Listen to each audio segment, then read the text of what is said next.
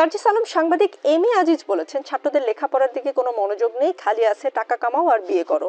তারা আগে করতো টিউশনি, এখন দামি গাড়িতে চড়ে। বিয়ে তো সম্প্রতি আপনিও করেছেন, এই কদিনে কত টাকা কামালেন? হ্যাঁ দেখুন, মানে আমার জায়গা থেকে যে জিনিসটি মনে হচ্ছে, আসলে আমাদের সাংবাদিক ভাই যিনি এই কথাটি বলেছেন, আসলে তারা তো ক্ষমতার কাছাকাছি থেকে বিয়ের আগে শপিং করেন ক্যালিফোর্নিয়া থেকে, লাস ভেগাস থেকে। আমরা তো আসলে এলিফ্যান্ট রোড থেকে একটা পাঞ্জাবি আর শেরওয়ানি কিনেছিলাম, কত দাম হবে আপনারাই ভালো আইডিয়া করতে পারবেন। সবচেয়ে বড় বিষয় হচ্ছে এই বিয়েতে দুই পরিবারে 20 জন করে 40 জন মানুষ ছিল, মসজিদে বিয়ে করেছি, খেজুর 5 কেজির মতো ছিল। তো আমাদের আসলে বিয়ে করতে কোটি টাকা খরচ হয় না, 40-50 হাজারের মধ্যে হয়ে যায়। এবং সবচেয়ে বড় কথা হচ্ছে এই বিয়ে যখন আমরা আসলে করতে যাই, আমাদের মনে হয় দুই ফ্যামিলির এইটুকু অ্যাবিলিটি আছে যে এরকম 2-4 লাখ টাকা যদি খরচ হয় সেটি খরচ করার।